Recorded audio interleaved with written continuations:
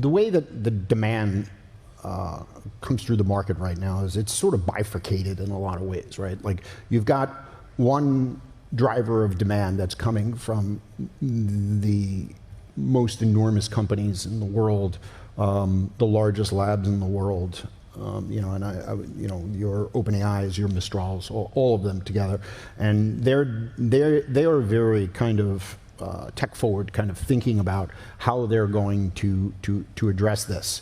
And then in addition to that, you've got a host of startups, you've got a host of application layers that are looking to be able to orchestrate their compute that way. I mean, and you know, we just completed the acquisition of Monolith, which was a UK-based company. It's a good example of a company that has, you know, a significant distribution of clients, kind of outside of that first tier of really, really large consumers that touch a lot of other players. You know, another acquisition that we did earlier this year was Weights and Biases, another great example. They have a massive breadth of clients, really, that you know, globally, that really are providing us that roadmap. So we're kind of tackling the problem from two sides, right? One is this is the really scaled players, and those are kind of relatively small in number, always have been,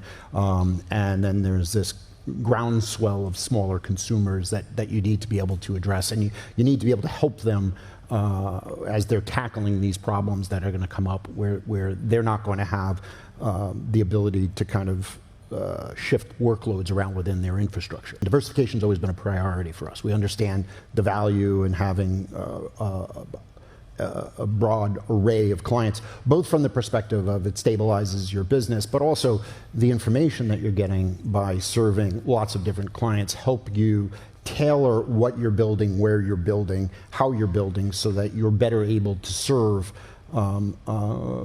consumers of this type of product. And so I was in an investor meeting recently, and there was a large Microsoft deal that went through with another one of the neoclouds, and I was getting, you know, they were yelling at me.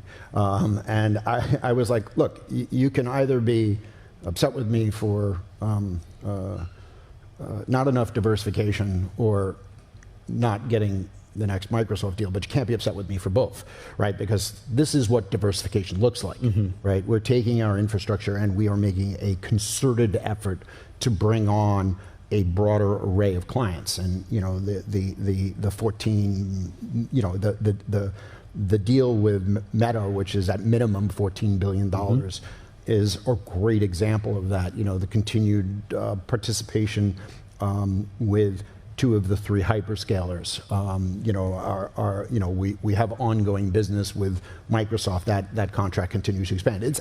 You're actually watching the process of diversification. Now, having said this, and I have said this many times, it is important for people to understand within the concept of diversification is that this product lends itself to large consumers. And so we can achieve diversification, and we have been focused on it, and really I'm very, very proud of the organization's progress around diversification, but it's not going to be 20,000 customers building foundation models. Like that's just not how this works. Right. And so, you know, it's important for us to be involved with as many of the foundation models as possible. To, you know, the announcement with Poolside is another great example of how you're seeing such a concerted focus on our part to really make sure that we're as diversified and broad as possible. We've had a long and successful relationship with Core Scientific. We have, starting in 2018, 2019, and you know, that relationship has grown and evolved as CoreWeave has grown and evolved. And so it's been, you know, very, very successful for both parties. You know, I sat down with the management and the board of their company and my company, and we came to a deal that we thought was a fair representation of value. The ratio was correct. It's an all-stock deal, so you really got to look at it as a ratio basis. And you know, we took it to the market, and now the market has a different opinion, and that's fine. You know, we're very comfortable that the way that we have priced it is appropriate for us. If there's someone else that would like to step in, they can step in. But we're excited. We think it makes sense. We continue to think it makes sense. And it will go to a vote, but you won't see us bump our price or increase our price.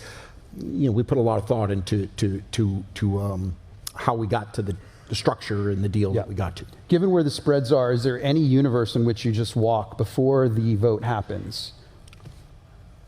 So, given where the spreads are, I think you just kind of let this play out. Okay. And, if in the next week and a half or whatever it is, the collective shareholder base reconsiders and chooses to view it through the lens that I'm looking at it, then the deal will close. Yep. And if they don't, it won't. But like I said, I continue to believe that it is would be a positive transaction for both sets of shareholders. Yep. You've seen CoreWeave innovating around the debt structures that allow us to go ahead and buy, build, deliver, and run the supercomputers that live within these data centers. And the obsolescence curve, you can argue about whether it's 6 years or 7 years or 9 years or 5 years, it doesn't really matter, but the way that we've tackled that problem is we have approached it like every other infrastructure build that's ever really occurred, which is using the debt markets and tailoring the debt products so that you're able to pay back for that portion of the infrastructure, which is the shortest lived portion of the infrastructure within the four walls of the contract and within the obsolescence curve of that infrastructure. And so we go out and we do a deal with Microsoft that's 5 years long.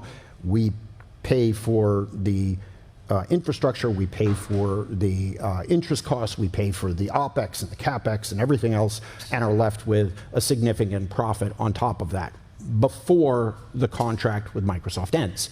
And that makes a lot of sense, right? Like that's a reasonable approach, and I think Wall Street is becoming increasingly comfortable with that approach to using debt to structure compute.